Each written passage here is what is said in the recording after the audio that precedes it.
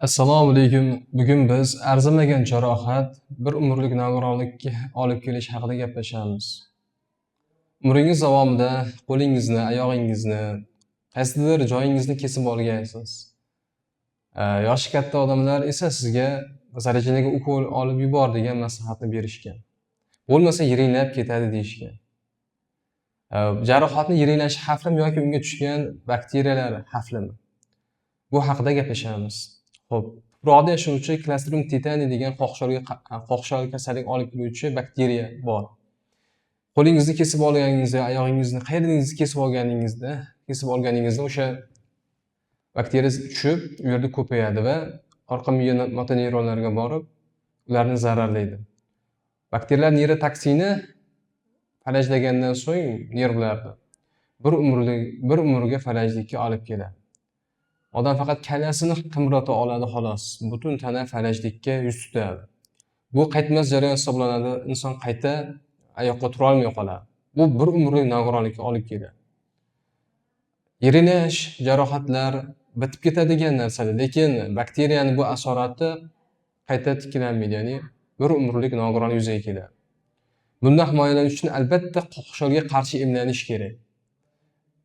Ozgina tilindi-yu, oyog'imga mix kirib ketdi, o'rni yaxshi-yu, og'ritmayapti-yu deb bormasdan ushbu kasallikka yo'liqib qolmang. Odatda yaxshi prognoz shundaki, bir marta emlangandan so'ng 10 yilgacha bu vaksinani ta'siri ketmaydi, ya'ni sizni 10 yilgacha himoya qiladi. Lekin agar siz emlamagan bo'lsangiz, emlanishni sizga tavsiya qilamiz. Bu kasallikdan himoyalangan, 100% himoyalangan hisoblanasiz.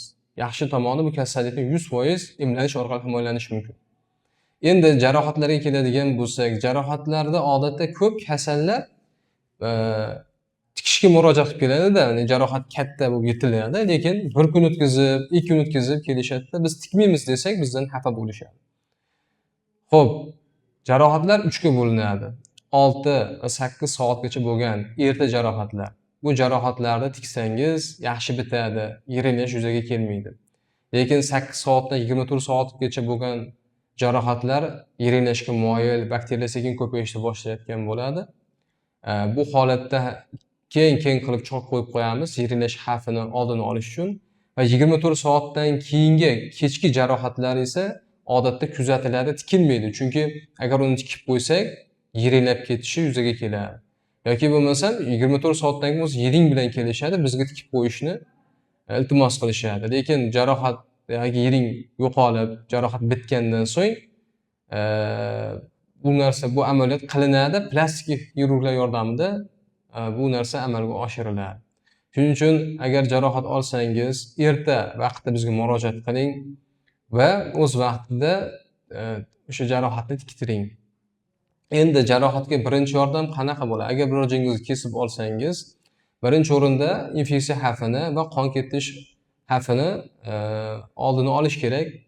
Agar uyingizda spirt bo'lsa, spirt bilan yaxshilab tozalab, jarohatni toza doka yoki bint qo'yib boylab olishingiz kerak. Qon ketayotgan bo'lsa, tanaga yaqin qism bitta suyak bor joydan mana bu yerdan boylashingiz mumkin. Mana bu yerlardan boylashingizni tavsiya qilinmaydi, chunki ikkita suyak o'tgan bu yerda. Qo'l misolida aytyapman. Bu yerdan boylab turib jugurt bilan kasalxonaga murojaat qilishingiz mumkin.